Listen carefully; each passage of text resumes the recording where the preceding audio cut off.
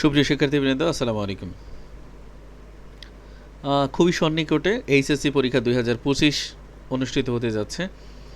তোমাদের আমি এই চ্যানেলে যেহেতু অর্থনীতি বিষয়ক পড়াশোনা এবং সাজেশন দেই, তো সেই হিসাবে আজকে হচ্ছে অর্থনীতি দ্বিতীয় পত্র সাজেশন তোমাদের করে দিব। তোমাদের জ্ঞাতার্থে জানাচ্ছি যে অর্থনীতি প্রথম পত্র সাজেশন আমি অলরেডি এই চ্যানেলে আপলোড করেছি। তোমাদের যাদের দরকার তারা দেখে নেবে। এটি একটি শর্ট সাজেশন। আশা করি এই সাজেশন অনুসরণ করলে তোমার হচ্ছে শুধু পাশের চিন্তা করতে হবে না, তোমার হচ্ছে কিভাবে A+ পেতে হয় স্বল্প সময়ে, সেই ব্যবস্থা আসলে এখানে করে দেওয়া হয়েছে। ওকে, তো যদিও মাদারীপুর সরকারি কলেজ মাদারীপুরের জন্য এই সাজেশনটি তৈরি করা, কিন্তু আমি চাই যে পুরো দেশের স্টুডেন্টরা যাতে উপকৃত হতে পারে। তো তোমরা জানো যে তোমাদের হচ্ছে শর্ট সিলেবাসে এই বছর পর্যন্ত পরীক্ষা হচ্ছে। তো শর্ট সিলেবাসে প্রথম অধ্যায় নেই, দ্বিতীয় অধ্যায় থেকে শুরু। দ্বিতীয় অধ্যায়ে দেখো অল্প কিছু সাজেশন প্রশ্ন আমি রেখেছি। 1 নম্বরে জীবন নির্বাহী খামার ও বাণিজ্যিক খামারের মধ্যে পার্থক্য কী? দেশের অর্থনৈতিক উন্নয়নে কোনটি বেশি প্রয়োজন ব্যাখ্যা করো। অত্যন্ত গুরুত্বপূর্ণ প্রশ্ন, খুবই সহজ, দেখে নিও। 2 নম্বরে শস্য বহুমুখীকরণ কী? শস্য বহুমুখীকরণের উপকারিতা ব্যাখ্যা করো। 3 নম্বর প্রশ্ন, কৃষি পণ্য বিপণন কী? কৃষি পণ্য বিপণনের সমস্যা সমাধান এবং সরকার কর্তৃক গৃহীত কর্মসূচি ব্যাখ্যা করো। এটাও অত্যন্ত গুরুত্বপূর্ণ প্রশ্ন। সবগুলোই গুরুত্বপূর্ণ প্রশ্ন, কিন্তু যেগুলো স্টার মার্ক দেওয়া আছে সেগুলো অতিশয় গুরুত্বপূর্ণ। 4 নম্বর প্রশ্ন, কৃষি ঋণের উৎসসমূহ কী কী? কোন উৎস থেকে ঋণ গ্রহণ করা সুবিধাজনক, কেন ব্যাখ্যা করো। এটা অত্যন্ত গুরুত্বপূর্ণ প্রশ্ন। 5 নম্বর প্রশ্ন, বাংলাদেশের কৃষিতে বৈশ্বিক উষ্ণতা ও জলবায়ু পরিবর্তনজনিত প্রভাব ব্যাখ্যা করো। জলবায়ু পরিবর্তনজনিত প্রভাব মোকাবেলায় সরকারি পদক্ষেপ ব্যাখ্যা করো। 6 নম্বর, বায়োটেকনোলজি কী? বাংলাদেশের কৃষিতে বায়োটেকনোলজির গুরুত্ব ব্যাখ্যা করো। 7 নম্বরে আসে যে একটা একটা ছক আকারে দেওয়া থাকে, লেখচিত্র বা দণ্ডচিত্র আঁকতে বলা হয়। তো মোটামুটি এই 7টি প্রশ্নের মধ্যে 7টি প্রশ্ন ইম্পর্ট্যান্ট, এবং যেগুলো হচ্ছে 3 স্টার দেওয়া এগুলো মোর দেন ইম্পর্টেন্ট, মানে বেশি ইম্পর্টেন্ট। তো এই হলো অধ্যায়। এখানে এই অধ্যায়টি যেহেতু বড়, এখান থেকে মোটামুটি 2টা প্রশ্ন আসতে পারে পরীক্ষায়। এরপরে হচ্ছে আমরা পরবর্তী অধ্যায় 3 নম্বর অধ্যায় শিল্প অধ্যায় নিয়ে আলোচনা করব। 1 নম্বর প্রশ্ন, বাংলাদেশের শিল্পনীতি 2016 অনুসারে শিল্পগুলোর ব্যাখ্যা। ব্যাখ্যা বলতে সাধারণত এখানে তুমি প্রত্যেকটা শিল্পে, যেমন বৃহৎ শিল্প, ক্ষুদ্র শিল্প, কুটির শিল্প, প্রত্যেকটা শিল্পেতে সাধারণত মূলধন কত লাগে এবং শ্রমিক সংখ্যা কত কাজ করে, এটা হচ্ছে অত্যন্ত গুরুত্বপূর্ণ।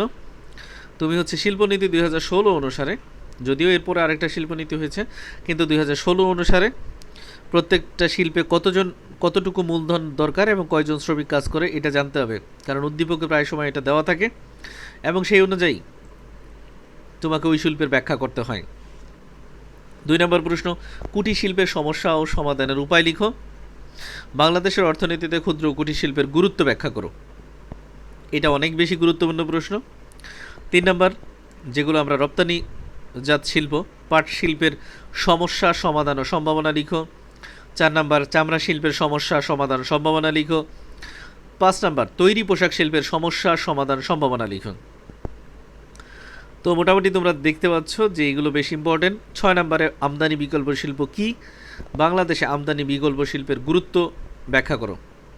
এটাও অত্যন্ত গুরুত্বপূর্ণ প্রশ্ন। 7 নম্বরে ওই আগের মতো লেখচিত্র বা দণ্ডচিত্র আঁকো। তো এই শিল্প অধ্যায়ে তোমরা দেখতে পাচ্ছ 2 নম্বর, 5 নম্বর, 6 নম্বরটা বেশি গুরুত্বপূর্ণ প্রশ্ন, এবং অন্যান্য প্রশ্নগুলো ইম্পর্টেন্ট। তোমরা এগুলো ভালো করে দেখে নিও। এরপরে 4 নম্বর অধ্যায় জনসংখ্যা ও মানব সম্পদ কর্মসংস্থানে আমরা চলে যাব। 1 নম্বরে কিছু অঙ্ক আসে যে অশোধিত বা স্থূল জন্মহার, অশোধিত স্থূল মৃত্যুহার, জনসংখ্যার ঘনত্ব, এই 3টা সূত্র জানলেই অনায়াসে হচ্ছে 3টি অঙ্ক করা যায়।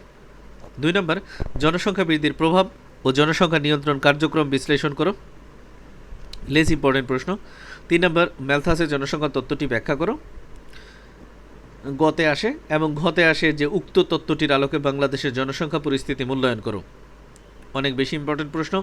4 নম্বর প্রশ্ন, কাম্য জনসংখ্যা তত্ত্বটি ব্যাখ্যা করো। এখান থেকে ছোট্ট একটা ডাল্টনের অঙ্কও আসতে পারে।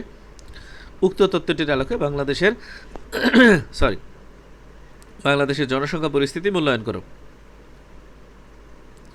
5 নম্বর প্রশ্ন, মানব সম্পদ উন্নয়ন কি? বাংলাদেশের আর্থসামাজিক উন্নয়নে মানব সম্পদের গুরুত্ব ব্যাখ্যা করো। মানব সম্পদ উন্নয়নে সরকারের ভূমিকা লিখো। এটা যদিও লেস ইম্পর্টেন্ট প্রশ্ন। তো এই 5টি প্রশ্নের মধ্যে তোমরা দেখতেই পাচ্ছ যে 1 নম্বর এবং 3, 4 এই 3টি প্রশ্ন হচ্ছে অনেক বেশি গুরুত্বপূর্ণ। যদিও এখানে আত্মকর্মসংস্থান নামে একটা প্রশ্ন আছে, কিন্তু আমার কাছে লেস ইম্পর্টেন্ট মনে হয়েছে, এই কারণে হচ্ছে আমি কাউন্ট করি নাই। আমরা এখন হচ্ছে আচ্ছা, আরেকটা প্রশ্ন, 6 নম্বর প্রশ্ন, আত্মকর্মসংস্থান কি? বেকার সমস্যার সমাধানে আত্মকর্মসংস্থানের ভূমিকা লিখো। এটা আসলে একটু লেস ইম্পর্টেন্ট আমার কাছে মনে হয়। ওকে,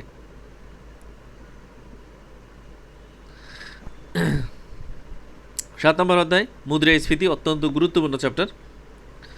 তো 1 নম্বরে হচ্ছে চাহিদা বৃদ্ধিজনিত মুদ্রাস্ফীতি ও যোগান হ্রাসজনিত, বা এটার আরেকটা নাম হচ্ছে ব্যয় বৃদ্ধিজনিত মুদ্রাস্ফীতি, ব্যাখ্যা করো।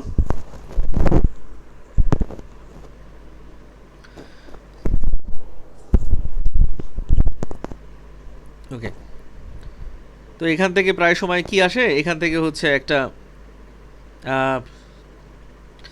একটা চিত্র দিয়ে দেয়, চিত্র থেকে তোমাকে এটা ব্যাখ্যা করতে বলে। 2 নম্বর প্রশ্ন হচ্ছে মুদ্রাস্ফীতির কারণ ও ফলাফল বা প্রভাব ব্যাখ্যা করো। এটাও অনেক গুরুত্বপূর্ণ প্রশ্ন। 3 নম্বর মুদ্রাস্ফীতি নিয়ন্ত্রণের উপায়, যেখানে আর্থিক নীতি, রাজস্ব নীতি আলোচনা করো।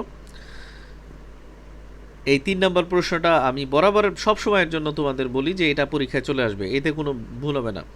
মুদ্রাস্ফীতি নিয়ন্ত্রণের উপায়টা আসবেই পরীক্ষায়। 1 নম্বরে যদি ধরো হচ্ছে 1 নম্বর প্রশ্নটা যদি গতে আসে, ঘতে দেখবা মুদ্রাস্ফীতি নিয়ন্ত্রণের উপায় আসবে। যদি 2 নম্বর প্রশ্নটা গতে আসে, তারপরও 3 নম্বর প্রশ্নটা ঘতে আসবে।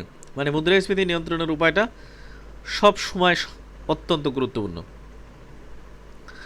4 নম্বরে দেখো মুদ্রাস্ফীতির কিছু অঙ্ক আমরা নির্ণয় করি। ছোট্ট একটা অঙ্ক আছে মুদ্রাস্ফীতির হার নির্ণয়। 2 নম্বরে ভোক্তার দাম সূচক নির্ণয়। 3 নম্বরে দেখো জীবনযাত্রার ব্যয় সূচক নির্ণয়। 4 নম্বরে উৎপাদকের দাম সূচক নির্ণয়। তো এই হলো মুদ্রাস্ফীতি চ্যাপ্টার। দেখো 1 নম্বরটা অত্যন্ত গুরুত্বপূর্ণ, বলে দিলাম। এই অধ্যায় থেকেও 2টা প্রশ্নের মতো আসে।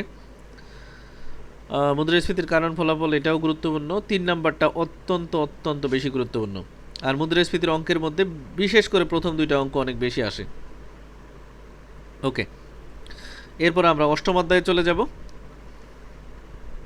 8ম অধ্যায়ে দেখো যে প্রথম প্রশ্ন, উদ্দীপকে কোন ধরনের বাণিজ্যের কথা বলা হয়েছে? অভ্যন্তরীণ বাণিজ্য, আন্তর্জাতিক বাণিজ্যের মধ্যে পার্থক্য, আন্তর্জাতিক বাণিজ্যের গুরুত্ব বিশ্লেষণ করো।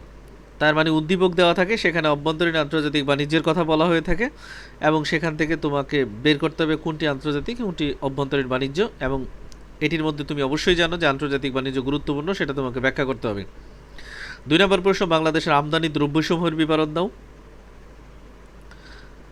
এরপর হচ্ছে 3 নম্বর প্রশ্ন, বাংলাদেশের রপ্তানি দ্রব্যসমূহ, এটা অত্যন্ত গুরুত্বপূর্ণ প্রশ্ন। এখানে রপ্তানি দ্রব্যের মধ্যে প্রচলিত রপ্তানি পণ্য, অপ্রচলিত রপ্তানি পণ্য রয়েছে, তার বিবরণ দিতে বলা হয় এবং বের করতে বলা হয় যে কোনটি প্রচলিত রপ্তানি পণ্য, কোনটি অপ্রচলিত রপ্তানি পণ্য। তোমরা জানো প্রচলিত রপ্তানি পণ্য যেটা বহু আগে থেকে রপ্তানি পণ্যের তালিকায় রয়েছে, এবং অপ্রচলিত রপ্তানি পণ্য সাধারণত রিসেন্টলি যেইগুলো রপ্তানি তালিকায় অন্তর্ভুক্ত হয়েছে। এখানে আরেকটা প্রশ্ন অবশ্যই আসে যে রপ্তানি বাণিজ্য সম্প্রসারণের উপায় আলোচনা করো। তার মানে 3 নম্বরটা অনেক বেশি গুরুত্বপূর্ণ প্রশ্ন। 4 নম্বরটাও ভীষণ গুরুত্বপূর্ণ, বৈদেশিক সাহায্য বৈদেশিক বাণিজ্যের মধ্যে কোনটি বেশি প্রয়োজন ব্যাখ্যা করো, অথবা বৈদেশিক সাহায্য নয়, বৈদেশিক বাণিজ্য একটা দেশকে আত্মনির্ভরশীল হতে সহায়তা করে, এটাও গুরুত্বপূর্ণ প্রশ্ন। 5 নম্বরে বৈদেশিক সাহায্যের সুবিধা ও অসুবিধা ব্যাখ্যা করো।